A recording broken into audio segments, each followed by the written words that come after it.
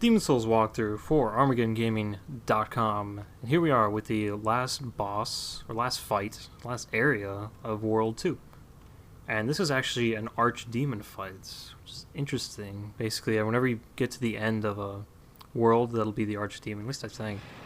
This one for sure is. And you may have seen this if you've ever seen a little bit about this game, or maybe even been some of the previews, maybe not. This is the Dragon God. Yeah, that's what we're gonna fight.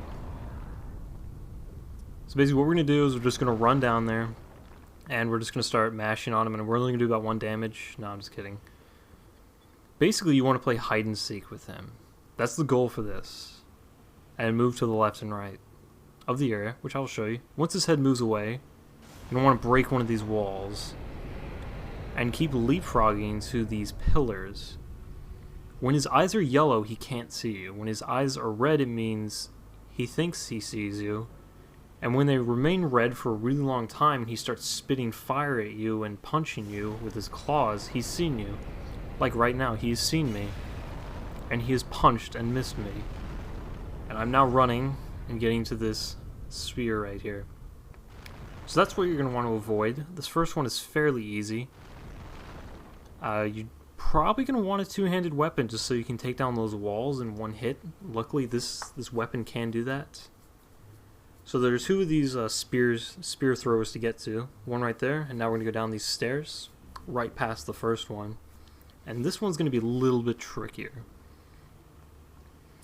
You're going to continue to want to watch his eyes.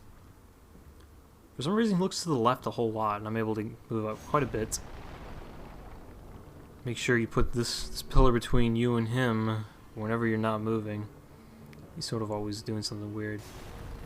That one I was not ballsy enough to continue to the next one. It's almost like baseball, just running from base to base, and there are safe times and there are not safe times. I guess that's a better analogy to put to it. We're basically never going to touch him with our weapons at the end, which you will see. He had some kind of fetish with the left side of the room. I don't know why he never looked over here. And yes, you can hide behind that pole. For some reason, it was enough for him to not see me. See how his eyes go from red back to yellow pretty quick if he thinks he sees you, but now we're safe again. It's okay. So it's getting a little bit more daring from here on out. And it's hard to tell where he's going to look next sometimes, and he starts to really focus on the left side of his room. Or your right, or his right. Whatever. I'm able to get to this one without being seen at all. Just super pro. And this one you're going to want to kill. This wall right here. And then come right back to where we're at right now. So break that. Go back really quick. Oh man. Okay, he didn't see us. He didn't see us. He's back to yellow. Okay, this last one you're going to have to take a leap of faith. You're going to have to just sprint because there's nowhere to hide. You're going to want to smash this and just run because he's spitting fire at you really slowly. And you don't want to be caught in the fire because it's never good to stand in the fire. You can see the remnants of it right there. So we're going to use this second harpoon gun, and he's going to be stuck to the ground basically. And he's going to be easy prey from here on out. So as you can see, I thought there were some items back here, there wasn't. He has a little bit of health left. And I'm going to actually backtrack a bit because I want to get the items. This little area over here is also where the Dragon Bone Smasher is, which we will get in just a second. Not right now because we don't have pure White World tendency. And we won't get that until this guy's dead. Or if you're lucky enough, there's a White World tendency event by Atlas. I keep hitting my bag of chips. But for now there isn't. So when he sort of exhales like that, that's fire and it's going to kill you. So you don't want to make sure you time your attacks. Now I try using my bow because I'm a noob. And I think it's going to work. But it doesn't. Maybe if you have a higher dexterity or you have like a archer build, it will. But I'm not. So just two-hand your weapon. Run in there, get a hit on it, and get out. Because that breath will burn you and kill you. And then you have to do this all over again. So with my Crushing Claymore +2, it's just going to be a 2-hit kill with strong attacks. Haha, isn't it funny? And with that, the Dragon God is dead. Not a tricky boss fight. you know what you're doing. So we can grab our goodies now from the Archdemon. I'm not going to go in there just yet. As you can see, it says right here that the colorless fog has disappeared, which means we can go to 1-3 now. But I don't think we're going to do it just yet. I haven't really planned about what's next. Probably not 1-3 because it's very difficult. And as you can see, it may be a little bit tricky to see. I keep bringing it up and closing it because I'm an idiot. In Stonefang Tunnel, you can see it's a little bit whiter, brighter than the other ones, meaning I have pure white world tendency for that world. So, I can go get Dragon Bone Smasher. But I can't get it right now because I have to go back to the Nexus before the tendency in a world will take effect.